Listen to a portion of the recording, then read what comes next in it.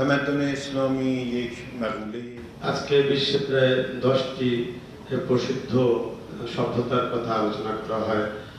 ভারতীয় সভ্যতা, চৈনিক সভ্যতা, বৌদ্ধদের সভ্যতা, ওয়েস্টার্ন সভ্যতা, আমেরিকান সভ্যতা, এইগুলো যে আলোচনা হয়, আমরা মনে করি এবং দাবি করি যে ইসলামের একটি পরিপূর্ণ সভ্যতা রয়েছে এবং যেটা আরো বেশি পরিপূর্ণ এবং اندیشه اخلاق و عمل ما معتقدیم আমরা মনে করি ইসলামের যে আইনগত দৃষ্টিভঙ্গি সমাজের প্রতি, সেটা একটা পরিপূর্ণ দৃষ্টিভঙ্গি এবং এখানে মানব সমাজের যতগুলো সেক্টর আছে, অর্থনীতি, রাজনীতি, সামাজিক ব্যবস্থা, প্রত্যেকটি ক্ষেত্রে পরিপূর্ণ থেকে দৃষ্টিভঙ্গি ইসলামে রয়েছে। ما معتقدیم که আমরা মনে করি ইসলামিক যে সভ্যতার ধারণা, এটা একটা পরিপূর্ণ এবং সিস্টেমেটিক ধারণা। এটা বস্তু জাগতিক বলেন আর আধ্যাত্মিক জাগতিক বলেন, একটা সম্পূর্ণ এবং পরিপূর্ণ ثابت و دارای ضوابط هست و از پویایی যুগ সর্বযুগের যে জিজ্ঞাসাগুলো আছে, যে প্রয়োজন চাহিদাগুলো আছে, সেই যুগ জিজ্ঞাসার চাহিদা মেটানোর সক্ষমতা এই সভ্যতা রয়েছে। و جهانی است عناصر যে সমস্ত উপাদান দিয়ে একটি সভ্যতা বিনির্মিত হয়, তার মধ্যে প্রধান আমি মনে করি সেটা হলো শিক্ষা, দীক্ষার উপরে গুরুত্ব প্রদান করা এবং শিক্ষার বিস্তার ঘটানো, সম্পদ এবং পুঁজির উৎপাদন, রাজনৈতিক এবং নিরাপত্তার ব্যাপারে অগ্রগতি লাভ করা। نیست اونچه رو که الان از একটি সিভিলাইজড সোসাইটি, সভ্য জাতি বা সমাজ, তার কমপক্ষে 16টি বৈশিষ্ট্য থাকা দরকার এবং থাকতে হয়, যেগুলো প্রত্যেকটির উপরে আলাদা আলাদা করে গবেষণা এবং বিশ্লেষণ হওয়া প্রয়োজন। که هر کدام نیازمند به و این جامعه تحقق پیدا نمی کند مگر به ইসলামের দৃষ্টিতে একটা মুসলিম সভ্য সমাজ তখনই গড়ে উঠবে যখন তার মধ্যে কোনো অভ্যন্তরীণ কলহ, কন্দল এবং ভেদাভেদ থাকবে না। যেমনভাবে ইতিমধ্যে আমার পূর্ব একজন বক্তা করেছেন যে ঐক্য হলো সবার আগে প্রয়োজন, তার সাথে জ্ঞান। আমরা মুসলমানরা ছিলাম সব জ্ঞান বিজ্ঞানের অগ্রদূত। এই জ্ঞান বিজ্ঞান আমাদের থেকে ওয়েস্টার্ন সোসাইটি থেকে গেছে, এমন না যে ওয়েস্টার্ন সোসাইটি থেকে আমাদের সমাজে এসেছে। و این علم از مسلمانان به غرب منتقل شده است نه از غرب به مسلمانان. مسلمانان به هیچ وجه نباید اجازه دهند আমাদের মুসলমানদের সতর্ক থাকতে হবে যেন শত্রুদের ষড়যন্ত্রের শিকার বা কবলে আমরা না পড়ি। কেন মুসলমানরা সবসময় নিহত হবে, সবসময় হত্যার শিকার হবে? আমরা নিজেদের মধ্যে এমন একটা ব্যবস্থা, এমন একটা পথ আমরা বেছে নিতে চাই যে পথে মুসলমানরা কোনো ক্ষতির শিকার হবে না, কোনো হত্যার শিকার হবে না, নিজেদের মধ্যে সুসম্পর্ক শক্তিশালী এবং জোরদার হবে। مسلمانان قربانی نشود. حالا من این এখন আমি যে সিভিলাইজড সোসাইটির কথা বলছিলাম, সভ্য সমাজের 16টি বৈশিষ্ট্য, এই বৈশিষ্ট্যগুলো আমি একটা একটা করে আলোচনা করতে চাই।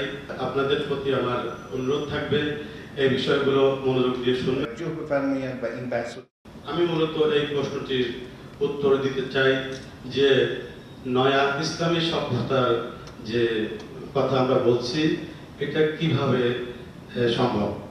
اولین ویژگی جامعه প্রথম বৈশিষ্ট্য যেটা আমি বলতে চাচ্ছি সেটা হলো মানব মর্যাদা। এই সমাজে নারী হোক, পুরুষ হোক, শিশু হোক, যুবক হোক, মানব মর্যাদা সবার জন্য অটুট এবং অক্ষুণ্ণ থাকতে হবে। روی انسانی برخوردار باشد. شما آیات قرآن رو রব্বুকাল আকরাম, মহামর্যাদাবান, মহিমান্বিত রব।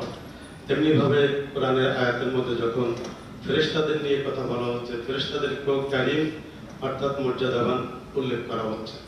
পয়গম্বরের আকরাম সাল্লাল্লাহু আলাইহি ওয়া সাল্লাম, যিনি আমাদের জন্য, মানব জাতির জন্য মুক্তির দূত হয়ে এসেছেন, কোরআনে পাকে থাকে রাসূলুন কারীম, মর্যাদাবান রাসূল, মর্যাদা সম্পন্ন রাসূল হিসেবে উল্লেখ করেছেন। স্বয়ং কোরআন, খোদ কোরআন যেটা আল্লাহর কিতাব, এটাকে কোরআনে কারীম, মর্যাদা সম্পন্ন কিতাব বা কোরআন হিসেবে উল্লেখ করা হয়েছে। এই সূত্র ধরে পবিত্র কোরআনে পাকে যখন মানুষের কথা আসছে, ইনসান নিয়ে, তখনও ইনসানদেরকে, মানুষদেরকে মর্যাদা সম্পন্ন হিসেবে সৃষ্টি করা হয়েছে এই কথা উল্লেখ করেছেন আল্লাহ রাব্বুল আলামিন এই আয়াতে, যেখানে বলছেন লাকাদ কাররামনা বনি আদম, আমি মানুষদেরকে বনি আদমদেরকে সম্মান মর্যাদা দিয়ে সৃষ্টি করেছি, মর্যাদা সম্পন্ন করেছি।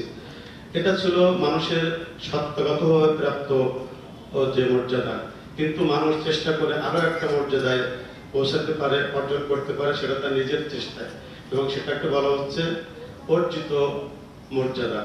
এটা কোথায়? যখন তাকওয়ার কথা বলা হচ্ছে, ইন্না আকরামাকুম ইনদাল্লাহি আতকাকুম, তোমাদের কাছে, তোমাদের মধ্যে থেকে আল্লাহর কাছে সেই বেশি অধিকতর মর্যাদাবান যে তোমাদের মধ্যে অধিকতর তাকওয়া সম্পন্ন। ویژگی دوم جامعه متمدن দ্বিতীয় যে বৈশিষ্ট্য থাকা দরকার একটি সভ্য সমাজের, সেটা হলো সেই জাতি হতে হবে জ্ঞানী, সচেতন এবং জাগ্রত।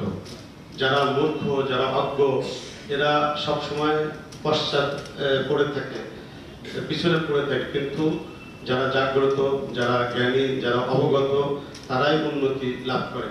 আমিরুল মুমিনিন আলী আলাইহিস সালাম নাহজুল বালাগার একটি খুতবার উদ্ধৃতি উনি বলছেন, সেখানে তিনি ওই সমস্ত লোকদের থেকে আল্লাহর কাছে অভিযোগ করছেন, অনুযোগ করছেন, তারা যারা অজ্ঞতা এবং জাহালাত নিয়ে জীবনযাপন করে, এদের জীবনে কোনো কল্যাণ নাই, এদের জীবনে কোনো অগ্রগতি নাই। ওই সমাজ যারা জাগ্রত এবং সচেতন এবং সব ব্যাপারে অবগত, তারা যে গুণটি তাদের রয়েছে, তারা প্রত্যেকটি মূল্যবোধকে তার যথাস্থানে তারা প্রয়োগ করে। কিসের উপরে তাদের এই অবগতি? মুসলমানদের সর্ব বিষয়ে তাদের অবগতি রাখতে হবে, জাগ্রত থাকতে হবে। به عنوان کریم معرفی می شود. ویژگی سوم جامعه متمدن جامعه است 3 নম্বর যে বৈশিষ্ট্য একটি সভ্য সমাজের থাকা প্রয়োজন, সেটা হলো তাদের অগ্রগতি এবং চলা হবে সায়েন্স ভিত্তিক, সায়েন্স কেন্দ্রিক। এখানে সায়েন্স বলতে যেটা আমি বিজ্ঞানকে বোঝাচ্ছি, যে বিজ্ঞান শক্তি আনে, জাতির জন্য ক্ষমতা আনে, শক্তি বৃদ্ধি করে। আমি ইরানের কথাই বলি, আমাদের দেশ কিছুদিন আগেও ওয়ার্ল্ড র্যাঙ্কিং 57 পজিশনে ছিল, কিন্তু সায়েন্স এর অগ্রগতির মাধ্যমে আজকে আমাদের দেশ অনেক ক্ষেত্রে র্যাঙ্কিং পজিশন 16-এ, 16তে এসে পৌঁছেছে। কোনো কোনো ফিল্ডে, কোনো কোনো সেক্টরে ইরানের র্যাঙ্কিং এখন 10, এবং আরো কয়েকটা বিশেষ ক্ষেত্র আছে যেগুলোতে ইরানের র্যাঙ্কিং এখন অনলি 5। তো এটাই বলতে চাচ্ছি যে আমাদের জ্ঞান বিজ্ঞানে অগ্রগতি করতে হবে, এবং প্রত্যেকটা দেশের নিজেদের মধ্যে জ্ঞান বিজ্ঞানের ঘাঁটি গড়ে তুলতে হবে, যেটা তাদের শক্তি এবং ক্ষমতা নিয়ে আসবে। به لحاظ تمدنی رشد می‌دهد. چهارمین ویژگی جامعه 4 নম্বর যে বৈশিষ্ট্য সভ্য জাতি এবং সমাজের জন্য থাকা প্রয়োজন, সেটা হলো তাদের জীবনের ভিত্তি হবে ঈমান এবং বিশ্বাসের উপর ভিত্তি করে। এই বিশ্বাস অতিপ্রাকৃতিক জগতের প্রতি বিশ্বাস, এই বিশ্বাস অদৃশ্য জগতের প্রতি বিশ্বাস। তাদের জীবনটাই তৌহিদি সিস্টেমের মধ্যে গড়ে তুলতে হবে। বিজ্ঞান আর একত্ববাদ পরস্পর বিপরীত নয়, বরং বিজ্ঞান আমাদেরকে আল্লাহকে বুঝতে এবং আল্লাহ থেকে এগিয়ে যেতে সাহায্য করে। রেনে গটেন একজন দার্শনিক, যিনি বই লিখেছেন গড অ্যান্ড সায়েন্স, সম্ভবত এরকম নাম হবে, আল্লাহ এবং বিজ্ঞান। সেখানে তিনি অনেকটা আল্লাহ এবং বিজ্ঞানকে পরস্পরের মুখোমুখি উপস্থাপন করার চেষ্টা করেছে। در رأسش خدا تقویت کند. چهارمین ویژگی جامعه متمدن 4 নম্বর যে বৈশিষ্ট্য সভ্য জাতি এবং সমাজের জন্য থাকা প্রয়োজন, সেটা হলো তাদের জীবনের ভিত্তি হবে ঈমান এবং বিশ্বাসের উপর ভিত্তি করে। এই বিশ্বাস অতিপ্রাকৃতিক জগতের প্রতি বিশ্বাস, এই বিশ্বাস অদৃশ্য জগতের প্রতি বিশ্বাস। তাদের জীবনটাই তৌহিদি সিস্টেমের মধ্যে গড়ে তুলতে হবে। বিজ্ঞান আর একত্ববাদ পরস্পর বিপরীত নয়, বরং বিজ্ঞান আমাদেরকে আল্লাহকে বুঝতে এবং আল্লাহ থেকে এগিয়ে যেতে সাহায্য করে। রেনে গটেন একজন দার্শনিক, যিনি বই লিখেছেন